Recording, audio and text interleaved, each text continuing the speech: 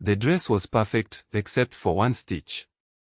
Nima held the fabric up to the light in her Nairobi workshop, tilting her head.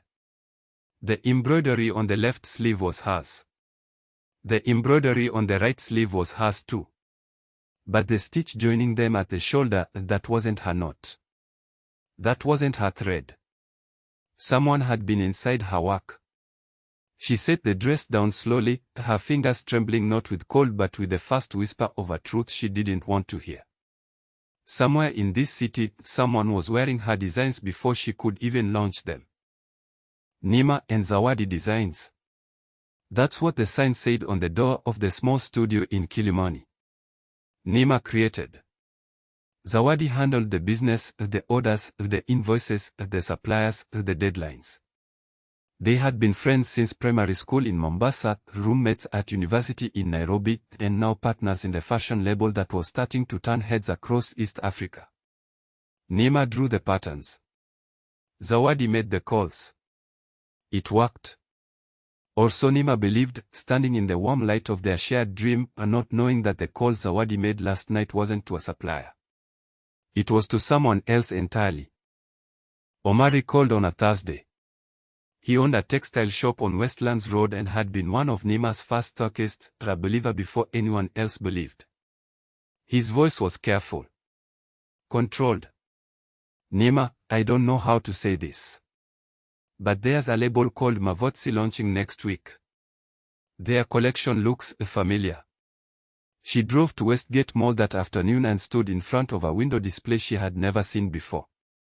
But every dress, every cut, every pattern, she knew them.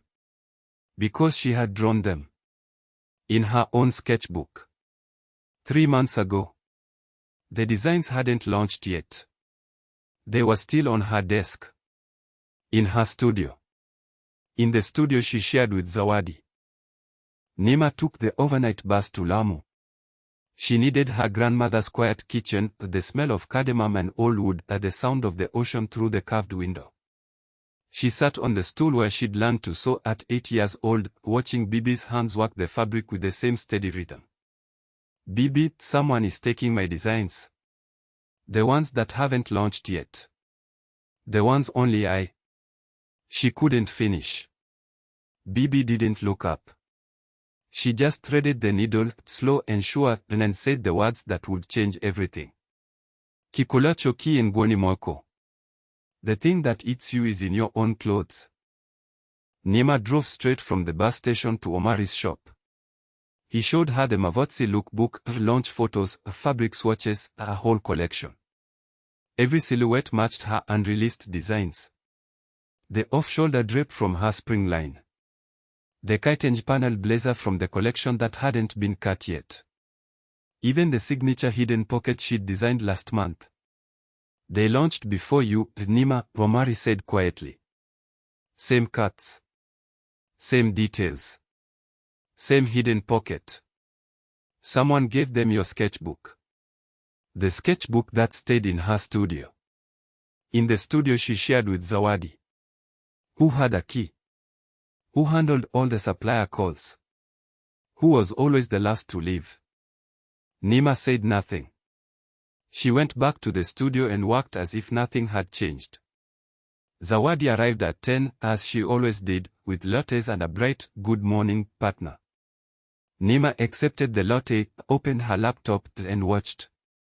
Zawadi's phone buzzed. She glanced at it, smiled, and typed a reply with practiced speed. Then she slipped the phone face down on the desk. Just a supplier, she said. Mavotsi needs more fabric, apparently. And there it was, the name, casual as morning, dropped by the person who'd just texted the competitor.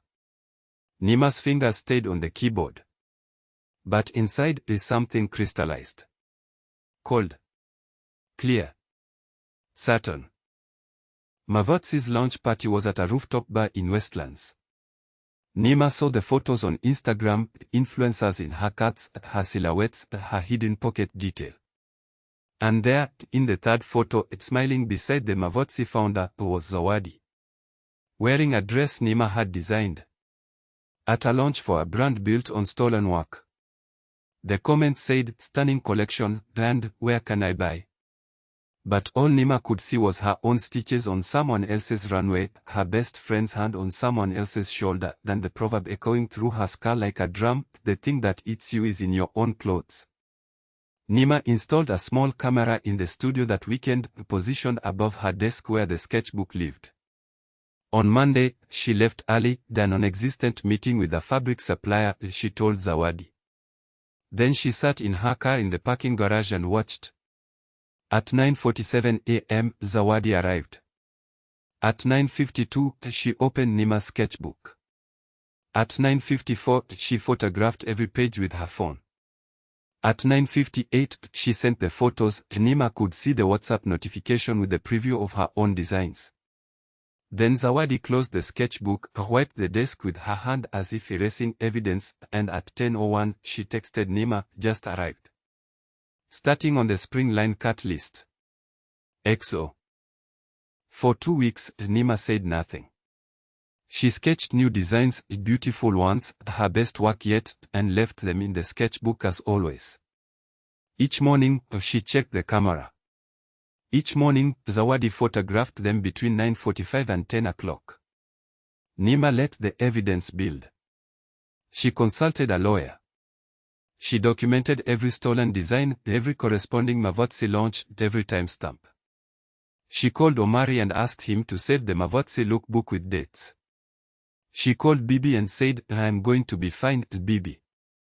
I know what's in my clothes now." Bibi said nothing.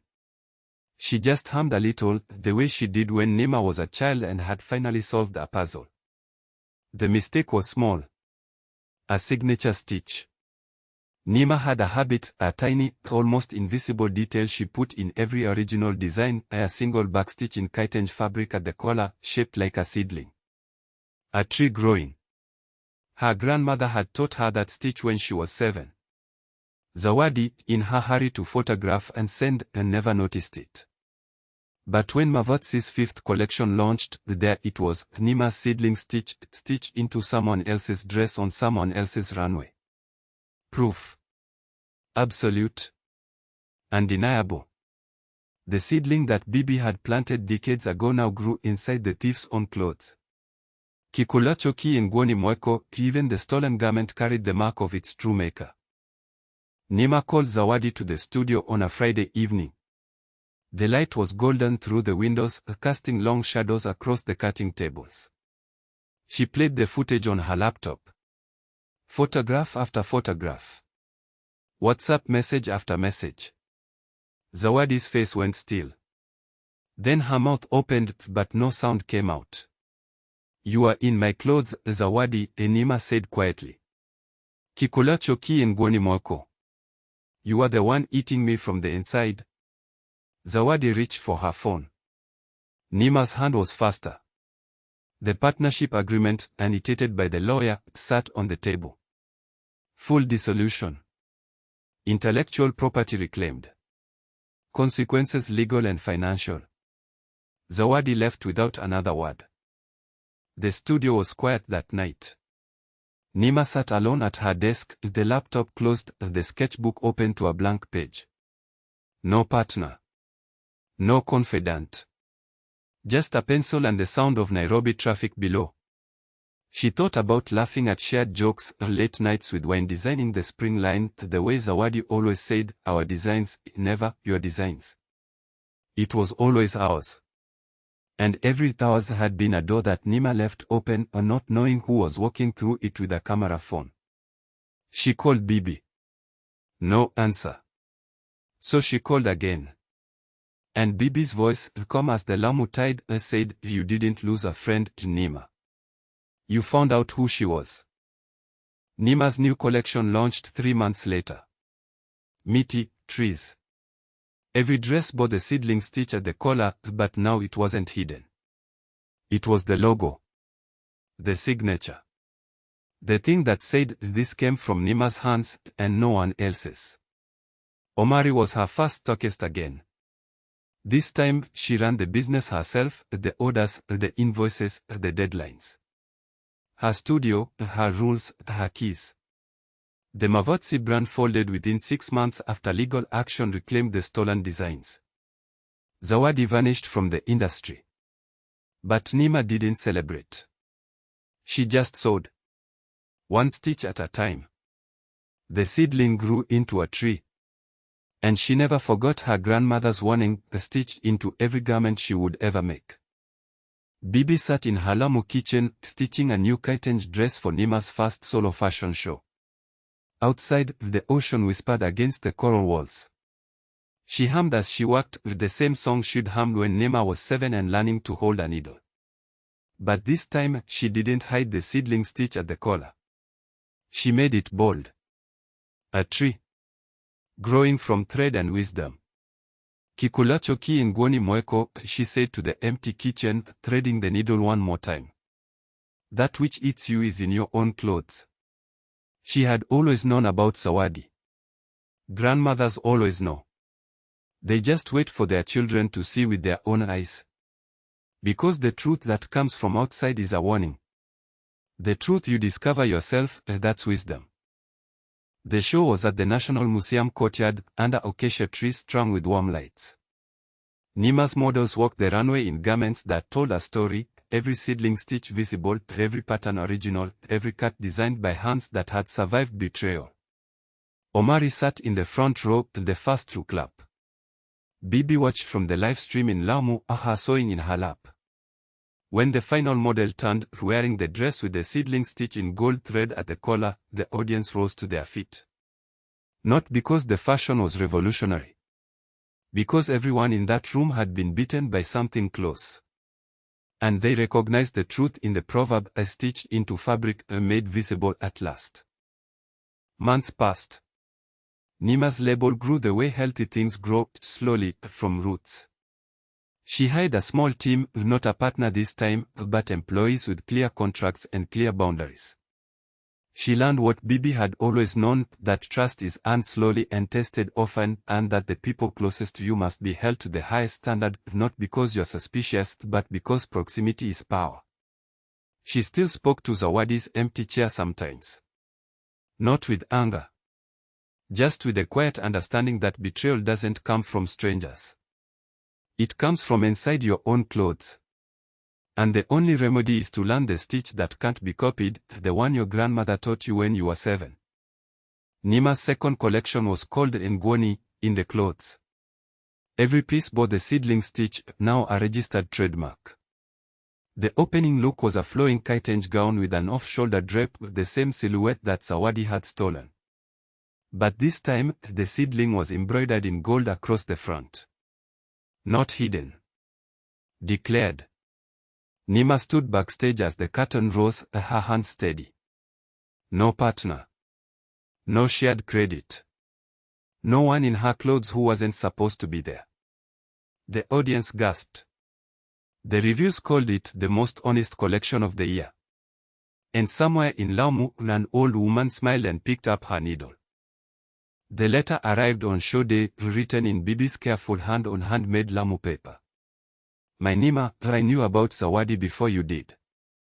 A grandmother sees what a friend cannot, because friends trust, and grandmothers watch.